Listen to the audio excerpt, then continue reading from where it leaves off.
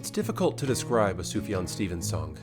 For every 48-second orchestral sonnet with a convoluted name, such as a short reprise for Mary Todd, who went insane but for very good reasons, there's a 25-minute electronic epic, like Impossible Soul. But there are two unifying factors that bond his entire discography together. They are all complex musically and honest lyrically. And I think there's no better example of this artistic union than the song Casimir Pulaski Day, off Sufjan Stevens' album Illinois. The song begins with Sufjan at his most bare and vulnerable, stripped down to just him and his guitar.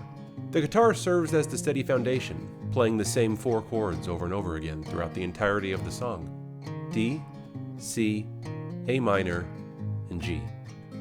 Goldenrod and the 4-H stone, the things I brought you when I found out you had cancer of the bone. The upbeat rhythm of the guitar and his soft boyish voice, paired with the tragic details from Sufjan's own life, is a common juxtaposition throughout a majority of his music. In this instance, Sufjan recounts a childhood romance with a girl diagnosed with bone cancer.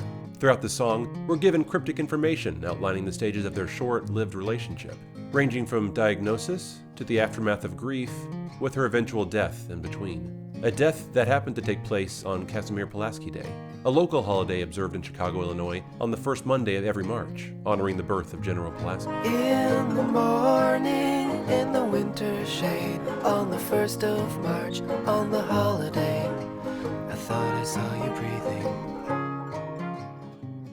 Vignetted moments of their relationship occur throughout the song, but we're told the events out of chronological order, like puzzle pieces for the listener to arrange in their proper place. The words Sufjan uses to describe these profound moments are simple yet effective. Sufjan writes lyrics like poetry, painting a picture of childlike innocence, and establishing a tone for the audience quickly and effectively with barely any words at all. I remember at Michael's house in the living room when you kissed my neck and I almost touched your blouse. Here's what Sufjan says about his lyricizing process. I developed my songwriting voice in the tradition of fiction writing. I conditioned myself to show, don't tell, and to use active verbs and dynamic nouns, and be as specific as possible. With songs, you want to create scenes, establish setting, and develop the narrative around conflict. You learn to play around with situational irony and funny juxtapositions. This is the juxtaposition I referred to earlier, that he's able to employ so well. An innocent and authentic perspective in the lyrics, married with rhythmic folk music you can't help but tap your toe to, allows Sufjan to explore the tragic world of cancer and death in a way that's still approachable for listeners. As the emotions build throughout the song, the musical arrangement builds as well. Sufjan starts with only 4 simple chords on a guitar in the first verse, but with each subsequent verse, he layers in more and more instruments. In the second verse, he adds a banjo. And in the third verse, he adds a trumpet and also a soft electronic organ.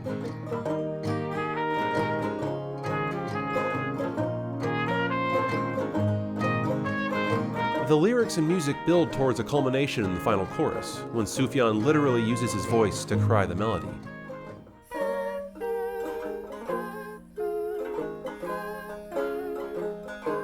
It's a beautiful and ingenious way to incorporate his voice as another instrument into the arrangement, while also conveying the heartache and profound grief he's experiencing to the audience. In Casimir Pulaski Day, Sufjan not only chronicles the loss of a dear friend, he also depicts his honest struggle as a Christian. Tuesday night at the Bible study, we lift our hands and pray over your body, but nothing ever happens. As a self-professed Christian, Sufjan's music is sometimes incorrectly categorized into the genre of Christian music, a genre generally known for heavy-handed, simplistic songs of praise. Though Sufjan's music does have biblical references sprinkled throughout, most notably his Christmas albums, which contain unique renditions of classical hymns, Sufjan instead describes the tension of believing, loving, and following God in the midst of trials and suffering. Sufjan repeats the phrase, "all the glory," 4 times throughout the song, following each instance with a tragic detail in this story of death. It's as if he's trying to reinforce these truths he's been taught throughout his childhood. But now, confronted with death for perhaps the first time, he's finding it harder and harder to remember them. All the glory when he took our place, but he took my shoulders and he shook my face, and he takes and he takes and he takes. Casimir Pulaski Day is a song about remembrance. remembrance of a holiday, remembrance of a friend, and remembrance of God's love. It's a refreshing take on the difficulties that come with faith in the face of suffering and doubt, but it's not new either. In the Bible, the book of Psalms and Lamentations are full of verses of David and Jeremiah, respectively, mourning and crying out to God in their suffering. That's a form of worship. And for Sufjan Stevens, honesty in his music is his form of worship. On an aesthetic level, faith and art are a dangerous match. Today, they can quickly lead to devotional artifice or didactic crap. This would summarize the Christian publishing world or the Christian music industry. If you are an artist of faith, then you have a responsibility to manage the principles of your faith wisely, lest they be reduced to stereotype, which is patronizing to the church and to the world, and perhaps...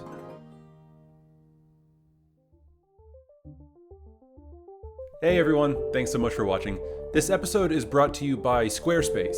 I've been wanting to create a website for Entertain the Elk for months, but I know absolutely nothing about coding, and the entire process just seems stressful and overwhelming. But I'm proud to say that I finally just launched my own website, and I did it all with Squarespace. It's an all-in-one platform that made everything so incredibly simple and easy. They have 24/7 customer service, and there's nothing to install or any annoying updates ever.